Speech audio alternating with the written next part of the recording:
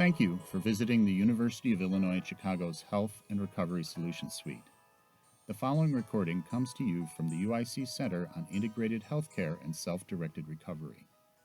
Visit our online solution suite to obtain free tools that promote health, self-direction, and employment for the behavioral health field. Hello, my name is Matthew Crilly. I'm affiliated with the Collaborative Support Programs of New Jersey, in collaboration with the UIC Center on Integrated Healthcare and Self-Directed Recovery. The center offers a solution suite of free tools focused on health, self-direction, and employment in the behavioral health field. You may access the solution suite through the same website where you located this webinar at www.center4healthandsdc.org. In this webinar, I will present a brief intervention designed to support mental health recovery following challenging life events, known as the Healthy Restart Intervention. It is one of the health-focused tools available in the Solution Suite. I'd like to take a moment to acknowledge our sponsors. The contents of this intervention and supporting materials were developed with funding from the National Institute on Disability, Independent Living, and Rehabilitation Research, Administration for Community Living. The contents do not represent the policy of any federal agency, and you should not assume endorsement by the federal government.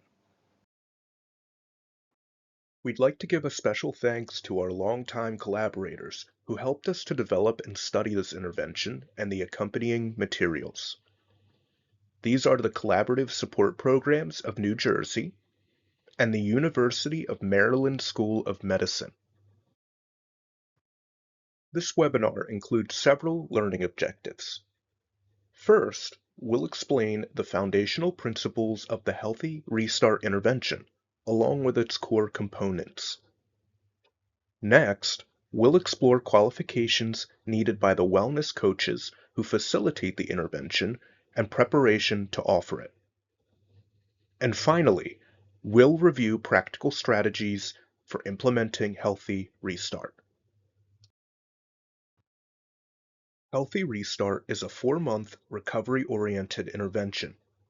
It's designed to support people with serious mental health conditions in moving forward, particularly after they've experienced challenging life events. Let's take a look at how this intervention works. We've designed it to be flexible enough to offer either in person, virtually, or a combination of both. The intervention begins by taking participants through a self-assessment of what they think is going well in their lives, along with what they would like to improve across 8 dimensions of wellness. We'll learn more about these 8 dimensions of wellness, developed by Dr. Peggy Swarbrick, a little later in our webinar. This assessment is focused on identifying participants' strengths to build upon, rather than emphasizing any deficits or behaviors to reduce. After this, participants select one wellness dimension to get started.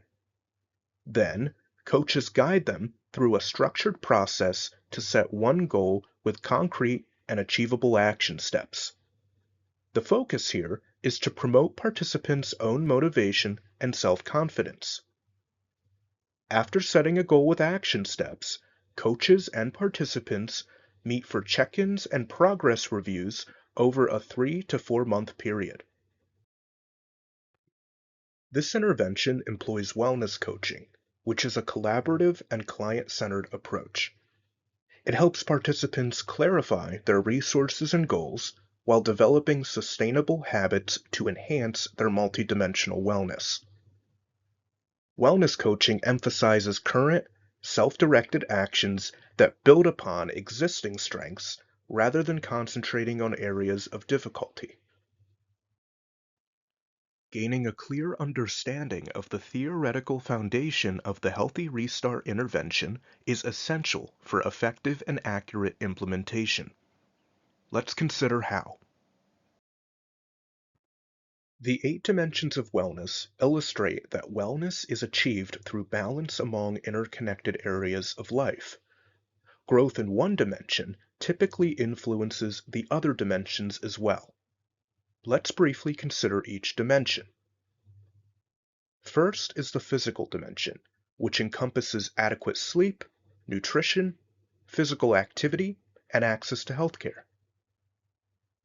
The intellectual dimension includes lifelong learning, application of knowledge, and sharing learning with others. The environmental dimension incorporates physical safety, clean surroundings, as well as access to clean air, food, and water.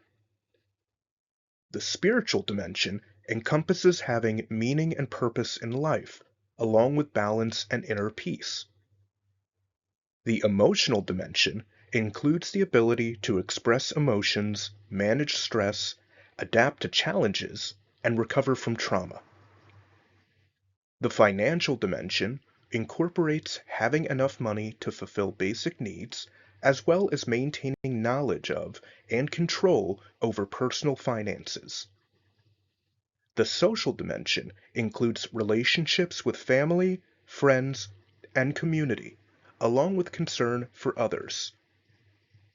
And finally, the occupational dimension encompasses engagement in meaningful activities such as employment, volunteering, and caregiving. The intervention also incorporates 4 primary principles of positive psychology theory to support recovery after difficult experiences. First is fostering positive emotions by offering acceptance and unconditional positive regard, while still supporting realistic life planning. Second is emphasizing meaning and purpose for participants by helping them to choose personally significant activities. Next is encouragement of personal growth through accomplishment. And finally, coaches prioritize helping participants to find connections and belonging through relationships and natural supports. The intervention is also built upon self-determination theory to help promote recovery after hard times. Coaches encourage autonomy by helping participants choose and take actions that matter to them personally. Very often, participants feel compelled by others to make changes in their lives, so this intervention gives them the opportunity to consider what they would like to do and how to accomplish it. Next, coaches foster personal competence among participants by helping them to consider and acquire new skills. This in turn enhances their motivation to stick with their plans.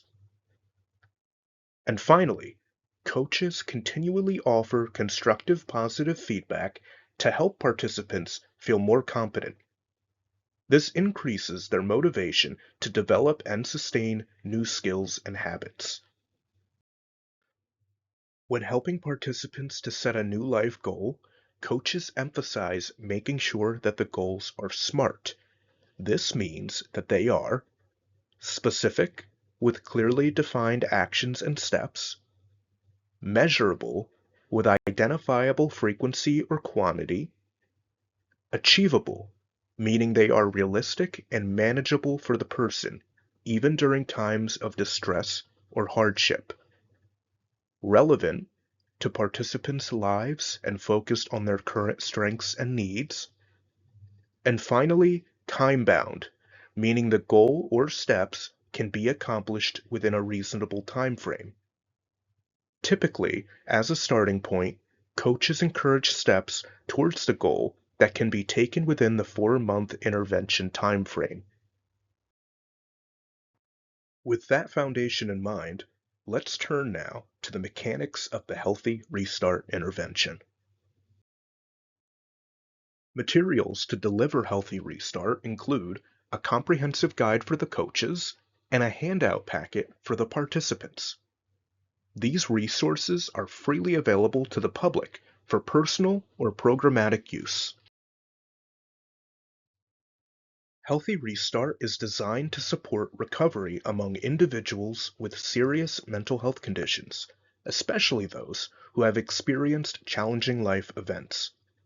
However, it is suitable for anyone seeking to initiate a healthy restart in their lives. The intervention has 5 major steps. Step 1 is the orientation that's offered during the first meeting to welcome participants.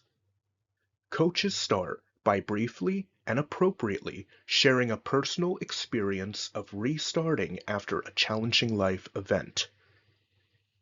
This meeting includes an overview of Healthy Restart, the coach's role, and program steps.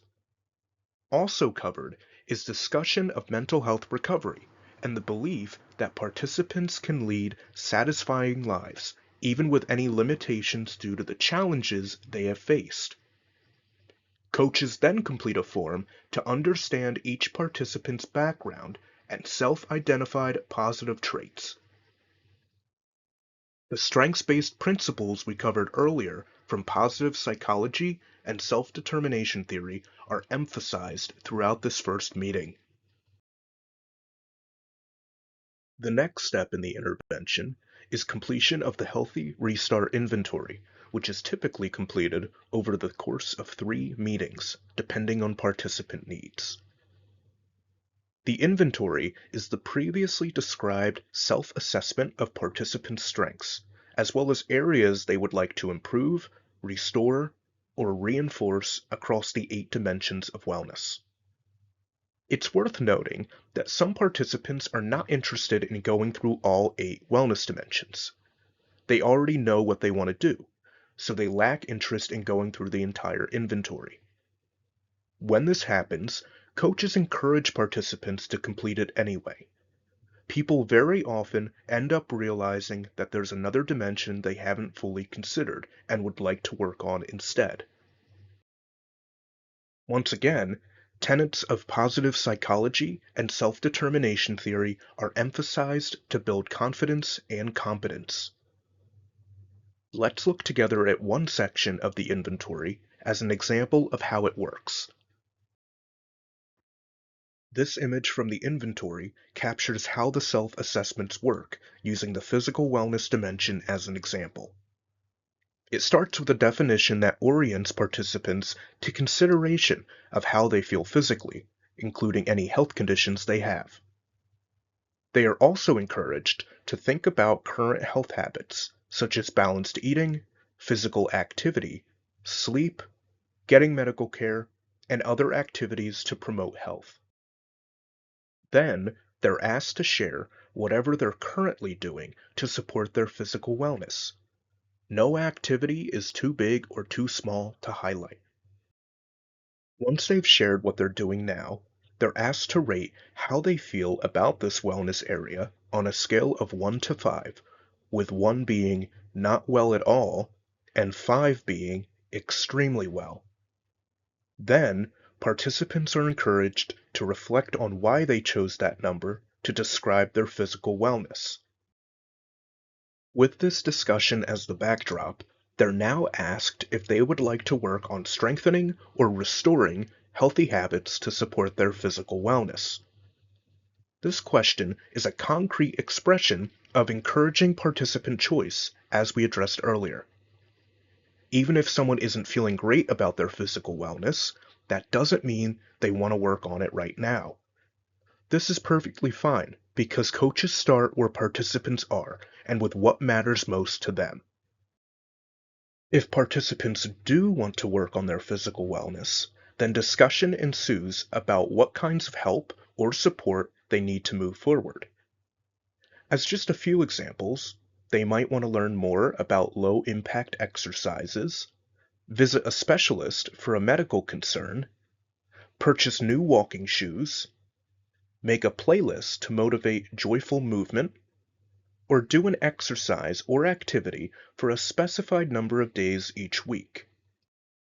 And finally, participants rate their level of confidence in being able to move forward in the ways that they've described, with 1 being not at all confident and 5 being very confident. Note that, At this point, coaches do not offer any input or ideas for how participants could enact the new physical wellness activities they've just identified. Coaches also refrain from discussing how participants might increase their confidence for success at this point. That discussion comes later if the participant chooses to work on this dimension for goal setting. For now, coaches simply move on to the next dimension and complete similar questions and ratings until all 8 dimensions of wellness have been considered. The third step in the intervention is to create a healthy restart plan, which is typically completed over the course of 2 meetings, depending on participant needs. The plan offers a structured process to help participants set a goal focused on the one wellness dimension they choose to address from their inventory assessment. Given the brief nature of the intervention, participants are encouraged to get started with only one area. They can add more over time, but are encouraged to choose just one at first to keep things manageable. Based on the previously described tenets of positive psychology and self-determination theory, coaches help participants to consider several areas that research shows impact success. First is a set of questions to help them identify their personal motivation for achieving this goal. Remembering why improvement in this area is important is helpful if they falter or struggle a month or two down the line. Similarly, they document both their internal and external resources to draw upon for success.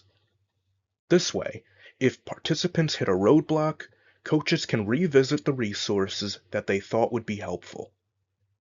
Participants also document any anticipated barriers and how they might overcome them.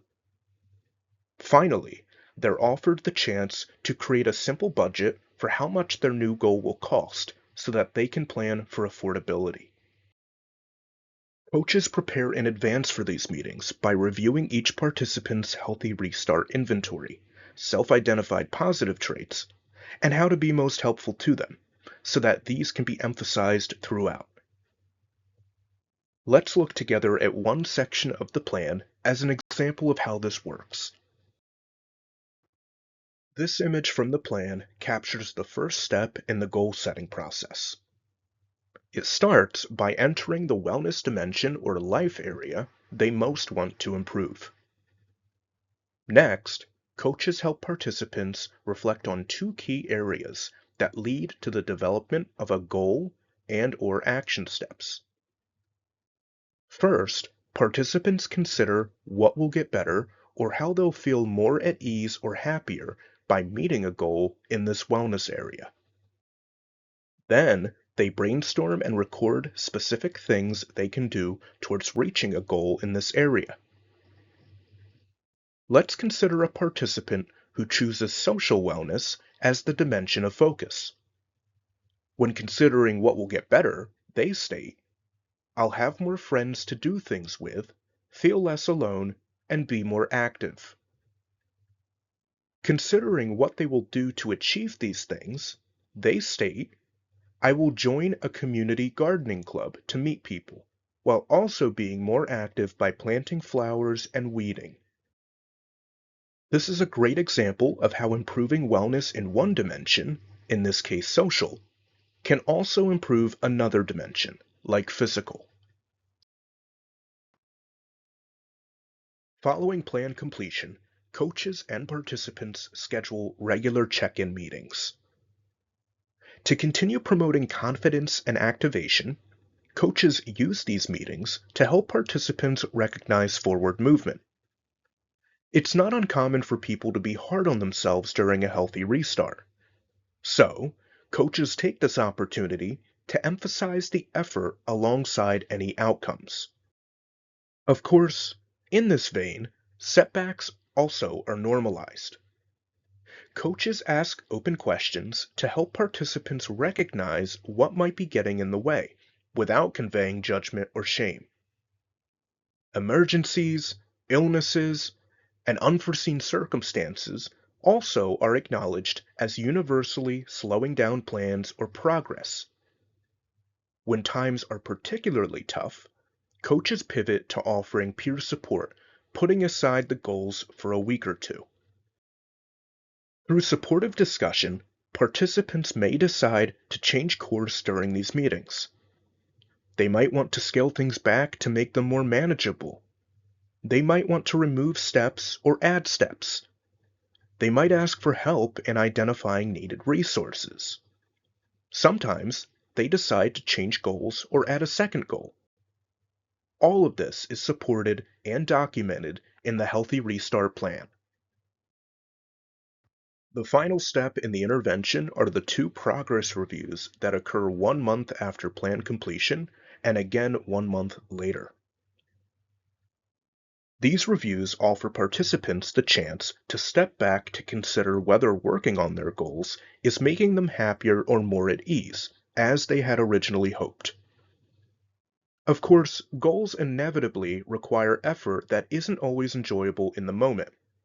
But these reviews provide the chance to consider the bigger picture of whether participants still feel overall that it's worth the effort, even when it's hard. If not, they can consider changing or adding new goals.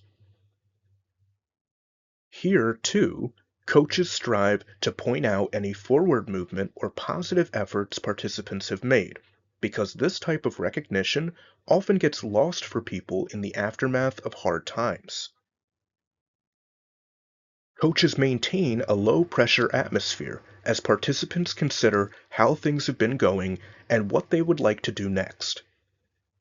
Once again, the plan is then updated accordingly. Let's turn now to implementation tips gained during our randomized controlled trial study of the Healthy Restart intervention. The intervention is best delivered by individuals who have been trained in behavioral health peer support or who have experience delivering wellness coaching or goal-oriented interventions. Coaches need to assess their personal readiness to support people who are coming through hard times. If this could be personally triggering, then it's probably best to wait for a more suitable time. Either way, we strongly recommend that all coaches, no matter where they are in their own life journeys, practice wellness self-management to ensure regular self-care. Given the nature of the intervention, we recommend that coaches establish access to routine supervision and support. Debriefing with a supervisor or supporter after meeting with participants upholds the integrity of the intervention. Supervisors or supporters also can help to identify ongoing resources or approaches for participants and coaches alike. Before getting started, we suggest that coaches read all the intervention materials so they're well prepared for each step along the way. Their supervisors also should become familiar with the intervention and its accompanying materials as well. A cornerstone of this intervention is the mutual nature of the process. Every one of us has faced hard times in one way or another that we've learned and grown from. Often, long after the hard times end, we're still learning and growing from them. This fact allows coaches not only to convey mutual understanding, but to gain insights from the process for themselves. There are several ways to individualize the approach taken with each participant. First is understanding that an overemphasis on what needs to change or even on structured goal setting itself can shut some people down. This is especially true if they're still feeling vulnerable from hard times. This is why we designed the intervention to emphasize what people want to add, restore, or strengthen in their wellness routines. We avoid using the word change as much as possible. Also, if the structured nature of the forms becomes too overwhelming, they can be de-emphasized during meetings and filled in later by the coaches. Many people aren't ready to take direct action on their goals. They've just come through hard times, so their emotional and physical reserves might be depleted. This is why we encourage adding steps for simply thinking, learning, or preparing to act. We all know that goal achievement doesn't happen overnight, so it's important to normalize that thinking about and prepping for them is part of the process too. It's common for participants' motivation and energy to wane while working on steps and goals. To help manage their frustration, and possibly the coaches, it's important to recognize that the intervention is creating space each week for reflection, which is important for recovery after hard times. This understanding helps participants and coaches to let go of any expectations or guilt around lack of forward movement. As we touched on earlier, working on life goals can be hard sometimes. This is why we prioritize what participants can and want to do for a healthy restart. They need to have some investment in what they're doing in order to persevere and recover. The importance of creating a supportive experience for participants cannot be overstated. Coaches want to balance the hard times participants have been through with the belief that they can still find enjoyment and contentment. Coaches hold out hope that people can and do recover from hard times. It can take a while, but it happens. Participants certainly don't need to hide or deny their struggles during the process. But they also can come to learn that coping and enjoyment from life can coexist with their harder feelings. As discussed earlier, people can be very hard on themselves, and more so if they've been poorly treated by others in their lives. Thus, coaches want to be extra alert for any strength or signs of progress that they can reinforce. To do this, coaches are active listeners. They can always identify a strength or positive development to emphasize. When in doubt, they can refer back to how participants defined their own positive traits and look for signs of those. Don't forget that participants showing up and sharing are signs of courage and resilience to be honored. Another tip is to recognize that participant progress will not always be in their chosen goal area, but it should be highlighted anyway. For example, during supportive conversations, participants might explain that they didn't do anything they had planned towards getting a job, which is their occupational wellness, because they were instead helping a sick friend who needed meals and company. Coaches can point out their social wellness demonstrated by taking care of another person. This reinforces confidence and highlights the interconnectedness of the wellness dimensions. This slide is a handy tool for remembering key coaching skills and strategies. It also can be a helpful guide during supervision meetings for review of which skills are being used and which ones could be further developed or applied. These key skills include active listening, reflective responses, strengths identification, collaborative goal exploration that encourages community connections, normalization of struggle, support for autonomy and accountability, trauma-informed awareness, and encouragement of small, achievable steps within the 4-month timeframe. If you are interested in implementing the Healthy Restart intervention, you can find it at the web link on this slide.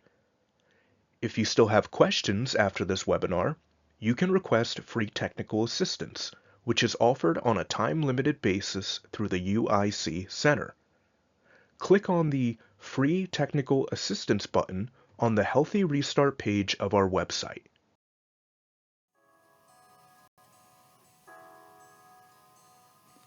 Thank you for listening. You can obtain additional Solution Suite recordings or download a transcript by visiting the Center's website.